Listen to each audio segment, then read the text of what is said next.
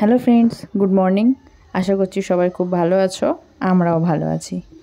তো এখন বাজে 10:30 মতো, যাব একটু বাইরে, কিছু সবজি, কিছু ফ্রুট এগুলো নিতে হবে।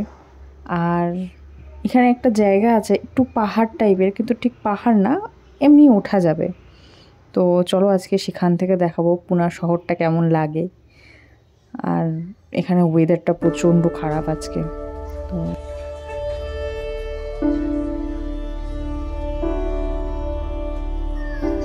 আর সকালে যাওয়ার আগে তো কিছু রান্না করেই যেতে হবে। তো ভাত করেছি, আর সঙ্গেই পমফ্রেট ফ্রাইটা। তো এগুলো সাধারণ মশলা দিয়েই বানানো, অন্য কিছু না।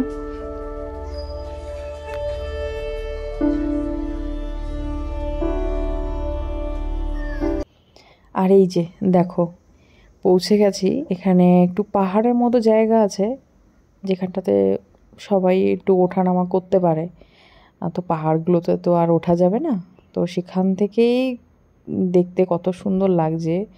অনেক দূরে দূরে বাড়ি এগুলো দেখা যাচ্ছে, অনেক ছোট ছোট। যদিও এটা রাস্তার এক সাইডেই, কিন্তু এটা অনেক উঁচু, কারণ এখানে সবই এলাকা বেশিরভাগই এই যে রাস্তাগুলো আছে সব পাহাড় কেটে কেটেই বানানো, যার জন্য এখানে একটু উঁচু হলেই সেটা পাহাড়।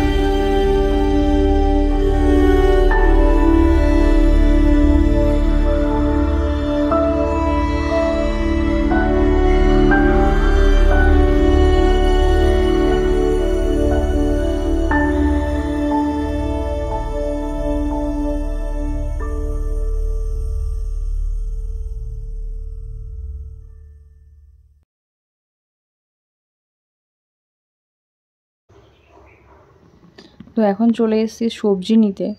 তো সবজি নেওয়ার আগে দেখলাম এখানে একটা আঙ্কেল কিছু ফুল নিয়ে এসছে।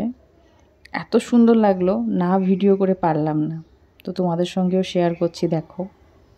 আর এখানে সবজির দোকানগুলোতে কিছু দেশের মতনও সবজি পাওয়া যায়, আর কিছু এখানকারও, যেমন বেগুন, শিম, তারপর ঝিঙে, নানান ধরনের সবজিগুলো আছে।